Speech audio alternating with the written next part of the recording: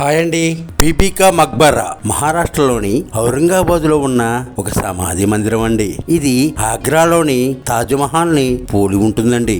1960వ సంవత్సరంలో ఔరంగజేబు కుమారుడు అజం షా తన తల్లి అయిన దిలాస్ బాను బేగం చనిపోయిన తర్వాత ఆమె జ్ఞాపకార్థం ఔరంగజేబు ఆదేశాల మేరకు ఈ మందిరాన్ని నిర్మించాడండి.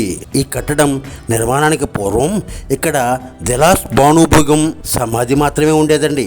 ఔరంగజేబు తల్లి అయిన ముంతాజ్ బేగం సమాధి అయిన ఆగ్రాలోని తాజ్మహల్ను పోలి ఉంటుందండి. అందుకే దీన్ని దక్కన్ తాజ్ అని అంటారండి. అంతేకాదండి, మినీ తాజ్మహల్ను కూడా పిలుస్తారండి.